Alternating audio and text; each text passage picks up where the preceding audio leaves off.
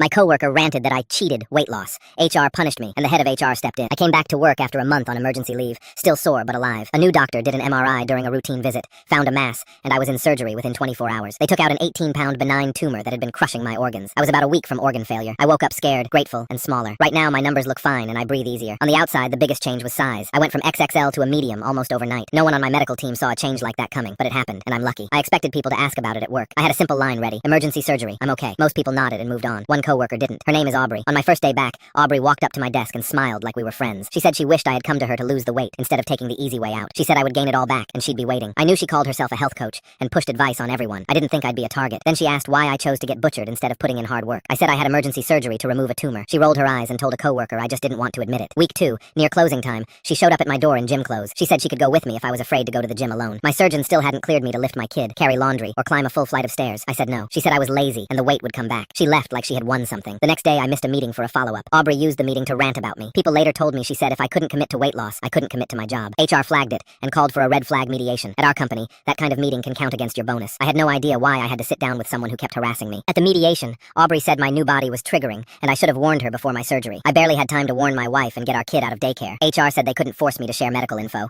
but it might help if I told her what kind of surgery I had and why. I said my medical history is private. They shrugged and said they couldn't stop her from talking. I walked out shaking. After Thanksgiving, my doctor helped me file ADA paperwork so I could work from home. I had mild complications and I needed distance from Aubrey. The company hates remote work, so HR was upset. Aubrey kept emailing me workout videos and diet plans. I forwarded them to HR. HR replied, "Noted. When are you coming back to the office?" Management tried to help in their own way. My boss, George, was training his replacement and getting ready to retire. They met with Aubrey's boss. I had been documenting everything from day one. Managers told me Aubrey would be dealt with. None of them asked for the mediation. That was HR. When George found out, he argued with HR. An HR manager said my absence probably caused extra work for Aubrey, even though she isn't qualified to do my job. Every time something flared up, my bosses told me they were on it. My doctor extended my ADA accommodation. HR answered by calling my attendance a concern. I sent the HR director a clear email. He replied that my medical paperwork, including FMLA and ADA, didn't hold much weight with the company. That was the moment I hired a lawyer. On my lawyer's advice, I went over everyone's heads and called the chief HR officer. I asked why my attendance was an issue with valid ADA paperwork. She had no idea any of this was happening. I told her about Aubrey, the mediation, the emails, and the director saying medical documentation didn't matter. She asked to meet with me and my lawyer right away. In the meeting, she listened, took notes, and looked furious. She offered extended paid medical leave so I could recover and said Aubrey's behavior would be dealt with swiftly. For a while, everything was quiet. I heard the HR staff who ran the mediation